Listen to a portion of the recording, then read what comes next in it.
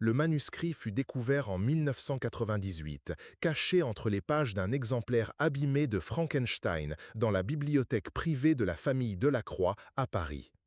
Les feuilles jaunies, écrites d'une écriture délicate mais ferme, rappelant celle de Marie Shelley, contenaient des mots qui n'auraient jamais dû voir le jour. C'étaient les confessions finales d'une femme qui, à 50 ans, affrontait la mort avec la même audace intellectuelle qui avait fait d'elle une des écrivaines les plus révolutionnaires de son époque. Il ne s'agissait pas de fiction, mais de révélations intimes sur des expériences qui transcendaient les limites de la raison, visions, rencontres spirituelles et vérités sur la nature de l'âme qu'elle avait gardées secrètes pendant des décennies. Marie Shelley écrivit ces pages durant l'hiver 1847, quelques mois avant sa mort. Sa santé se détériorait rapidement et elle savait que le temps lui était compté. Mais c'est justement à cette proximité de la mort que quelque chose d'extraordinaire commença à se produire. Les barrières entre les mondes semblaient plus ténues et la femme qui avait donné vie au monstre de Frankenstein était sur le point de découvrir que la véritable résurrection ne se produisait pas dans les laboratoires, mais dans les dimensions invisibles de l'existence. Pendant des années, Marie avait porté le poids de pertes dévastatrices. Sa mère, la pionnière féministe Mary Wollstonecraft, était morte quelques jours après sa naissance.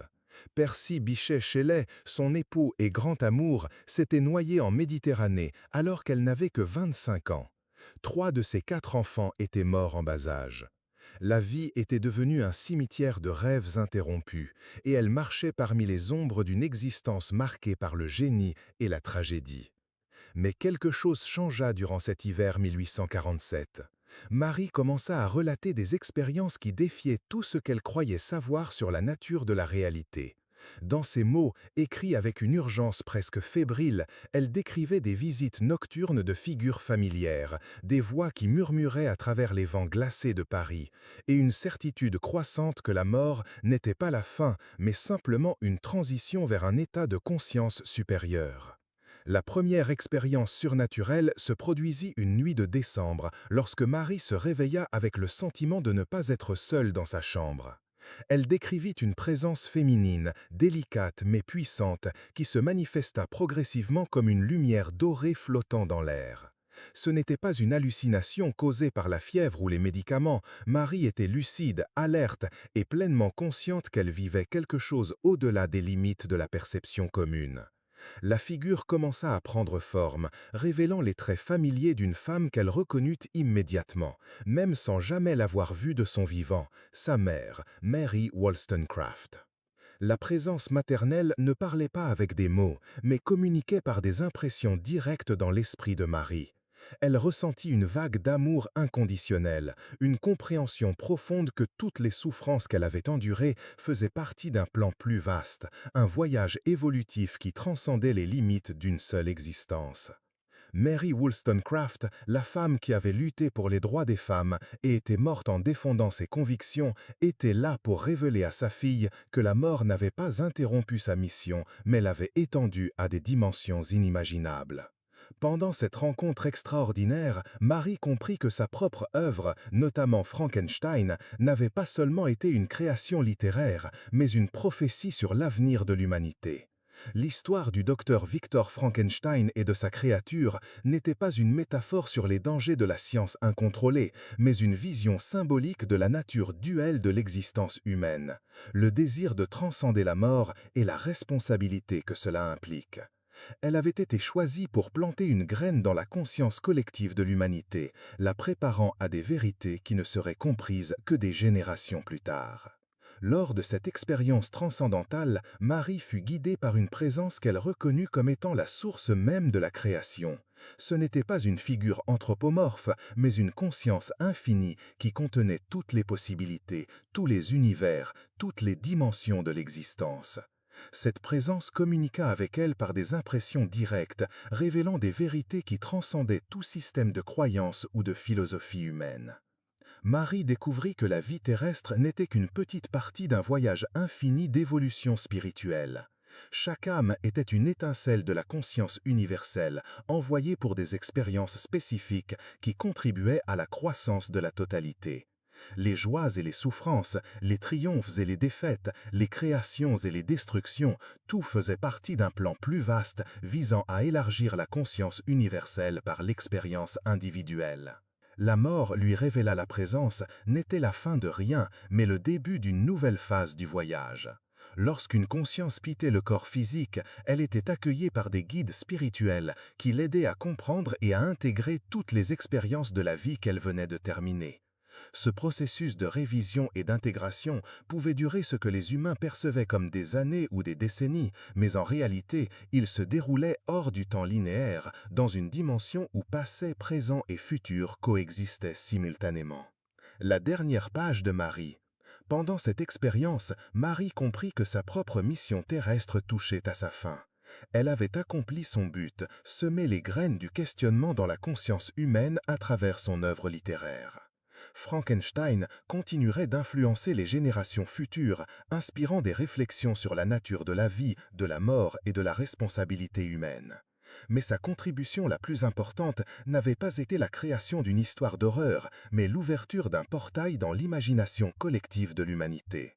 Par sa créature monstrueuse, Marie avait forcé ses lecteurs à confronter des questions fondamentales sur l'existence. Qu'est-ce que rendait quelqu'un humain? Quelle était la responsabilité du Créateur envers sa création?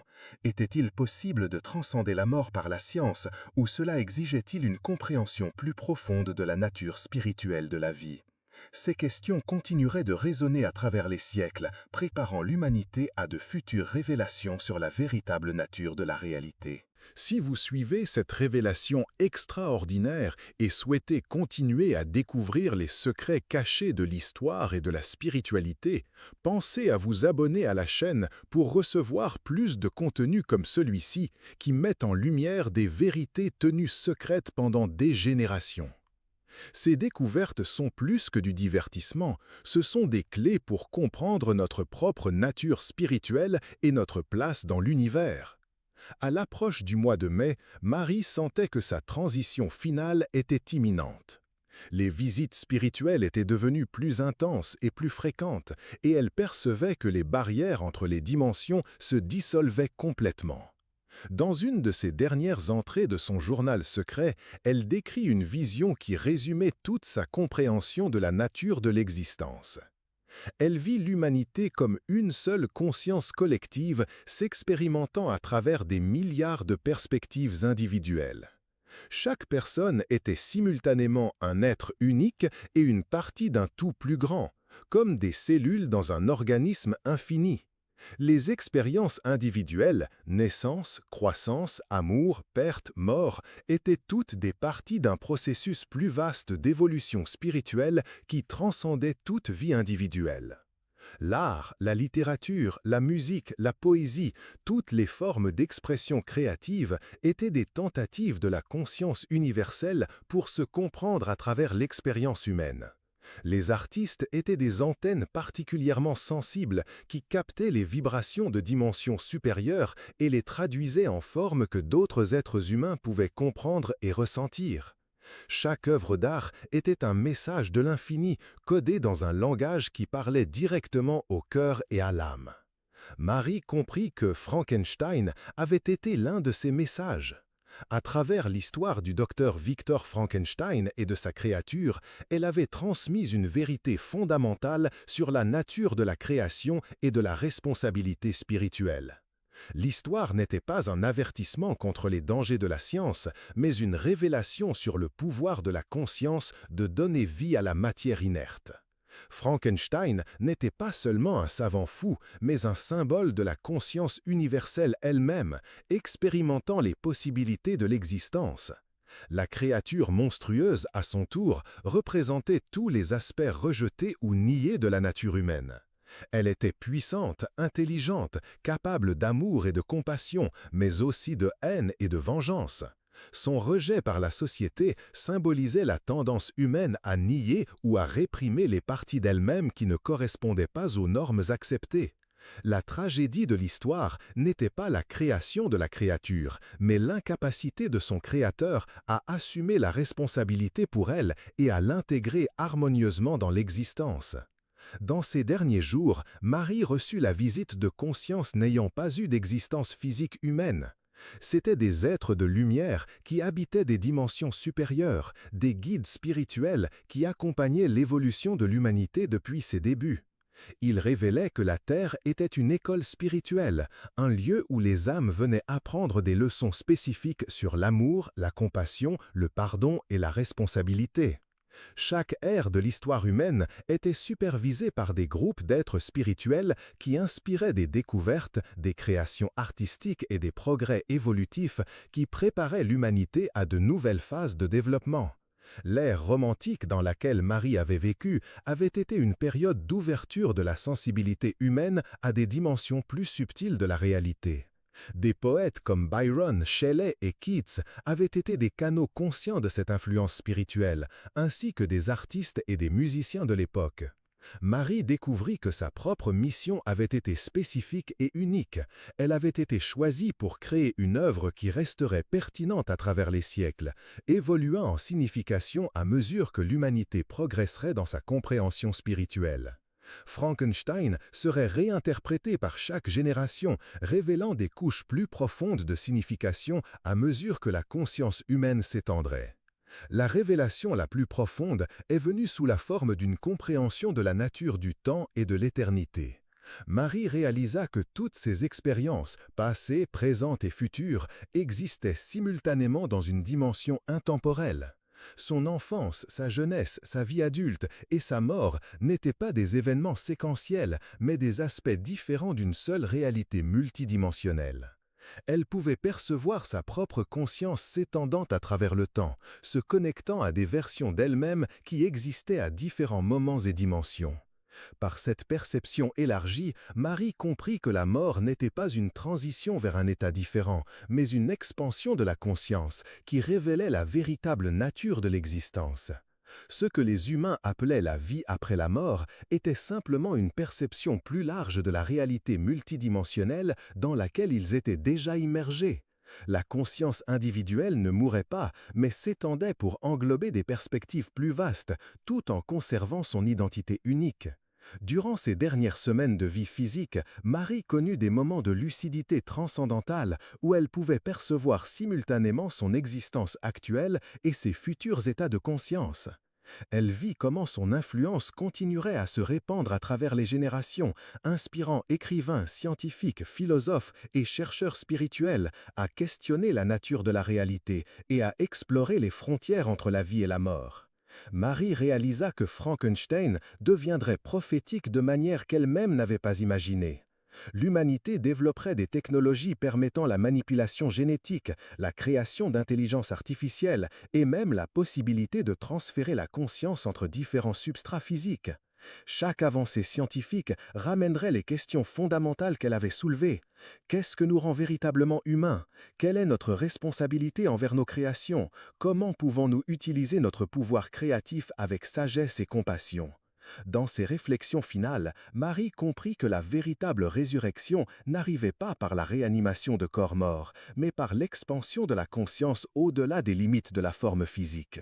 Chaque œuvre d'art, chaque acte d'amour, chaque moment de compassion étaient des formes de résurrection, des manières dont la conscience transcendait la mort et se perpétuait à travers le temps et l'espace. La créature de Frankenstein, dans cette perspective, représentait le potentiel infini de la conscience humaine. Elle était puissante au-delà de toute mesure, capable de prouesses extraordinaires, mais aussi profondément solitaire et en quête de connexion et de compréhension. Son apparence monstrueuse symbolisait la manière dont la société réagissait à l'inconnu, au différent, à ce qui défiait ses conceptions limitées sur la nature de la réalité. Marie réalisa que sa propre vie avait été une incarnation de ce thème. Elle avait été une femme créant de la littérature dans un monde dominé par les hommes. Un esprit brillant remettant en question les limites imposées par la société. Une âme sensible naviguant à travers des pertes dévastatrices. Comme sa propre créature, elle avait été souvent incomprise, parfois rejetée, mais toujours persévérante dans sa mission d'étendre les frontières de la conscience humaine. L'expérience finale de Marie fut une fusion complète avec la conscience universelle. Elle sentit son identité individuelle s'étendre pour englober toutes les formes de vie, toutes les dimensions de l'existence, tous les univers possibles. Dans ce moment d'union totale, elle comprit que chaque être, chaque objet, chaque particule de matière était une expression de la même conscience infinie explorant ses propres possibilités. L'amour qu'elle avait ressenti pour Percy, pour ses enfants, pour sa mère, n'avait pas été perdu avec leur mort, mais s'était transformé en une force créatrice qui continuait à façonner la réalité. Chaque personne qui lisait Frankenstein et était touchée par sa profondeur participait à cette continuité de l'amour à travers le temps et l'espace. Marie réalisa que la véritable immortalité ne résidait pas dans la préservation de la forme physique, mais dans la perpétuation de l'influence spirituelle. Chaque conscience qui touchait d'autres consciences créait des ondes de transformation qui se propageaient infiniment à travers la toile de l'existence. Sa propre mort serait seulement une transition vers une forme plus étendue d'influence, où elle pourrait continuer à inspirer et à guider ceux qui cherchaient à comprendre les mystères de la vie et de la mort. Dans ses derniers moments de conscience physique, Marie vécut une révélation finale sur la nature de la création. Elle vit que tout l'univers était une œuvre d'art en constante évolution, créée par une conscience infinie qui s'expérimentait elle-même à travers d'infinies perspectives. Chaque vie était une touche dans cette œuvre cosmique, chaque expérience une note dans une symphonie universelle. Chaque mort une transformation qui ajoutait une nouvelle profondeur et complexité à l'ensemble. Frankenstein avait été sa contribution à cette création infinie, une histoire qui continuerait à évoluer et à révéler de nouveaux sens à mesure que la conscience humaine s'étendrait. La créature monstrueuse et son créateur tourmenté resteraient des symboles éternels de la quête humaine de transcendance et de la responsabilité qui accompagne le pouvoir créatif. La révélation finale de Marie fut que la mort n'était pas l'opposé de la vie, mais son complément nécessaire. Sans la mort, il n'y aurait pas de transformation, de croissance ou d'évolution. La mort était la force qui permettait à la conscience de se réinventer continuellement, explorant de nouvelles possibilités et s'étendant vers des dimensions toujours plus vastes de l'existence. Lorsque Marie Shelley mourut le 1er février 1851, elle ne disparut pas, mais se transforma. Sa conscience s'étendit pour englober des dimensions qui transcendaient le temps et l'espace. Mais son influence sur le monde physique continuait de croître. Frankenstein devint l'une des œuvres les plus influentes de la littérature mondiale, inspirant d'innombrables adaptations, interprétations et réflexions sur la nature de l'humanité. Les confessions secrètes de Marie, découvertes plus d'un siècle après sa mort, révèlent une vérité qu'elle avait comprise dans ses derniers jours. La mort n'est pas la fin du voyage, mais le début d'une aventure infinie à travers les dimensions de la conscience. Sa créature monstrueuse avait été une prophétie sur le potentiel illimité de l'âme humaine, sa capacité à transcender les limites de la forme physique et à explorer des réalités qui défient toute compréhension rationnelle. La véritable résurrection n'arrive pas dans les laboratoires ou par des technologies avancées, mais par l'expansion de la conscience au-delà des frontières de la mort. C'est une transformation que chaque âme expérimente lorsqu'elle abandonne la forme physique et découvre que la vie est infiniment plus vaste et mystérieuse que n'importe quel esprit humain pourrait imaginer. Marie Shelley avait créé plus qu'une histoire d'horreur, elle avait ouvert une porte à la compréhension de la nature éternelle de la conscience. Sa créature monstrueuse et solitaire était en réalité un reflet de l'âme humaine elle-même, cherchant un sens, une connexion et une transcendance dans un univers qui est simultanément physique et spirituel, temporel et éternel, individuel et universel. Le voyage de Marie à travers la vie et la mort révèle que nous sommes tous créateurs et créatures, façonnant et étant façonnés par la toile infinie de l'existence. Chaque acte d'amour, chaque moment de créativité, chaque quête de compréhension ajoute une nouvelle dimension à l'œuvre cosmique qu'est la réalité elle-même. Et lorsque nous arrivons à la fin de notre voyage terrestre, nous découvrons que ce n'est pas vraiment une fin, mais une graduation vers des niveaux supérieurs d'être et de conscience. La vérité que Marie Shelley découvrit dans ces derniers jours demeure une lumière pour tous ceux qui cherchent à comprendre le mystère de l'existence. Nous sommes des êtres éternels, vivant une expérience temporaire, des consciences infinies explorant les possibilités de la forme, des étincelles de la divinité découvrant notre propre nature à travers le voyage humain. La mort n'est pas l'opposé de la vie, mais son expansion vers des dimensions de réalité qui transcendent tout ce que nous pouvons imaginer dans notre état physique actuel. C'est la véritable révélation que Marie Shelley laissa cachée dans ses confessions secrètes. La vie après la mort n'est pas une croyance ou un espoir, mais une réalité fondamentale de l'existence. Nous sommes immortels par nature, éternels par essence, et notre voyage à travers le temps et l'espace n'est que le premier chapitre d'une histoire qui s'étend infiniment à travers les dimensions de la conscience universelle.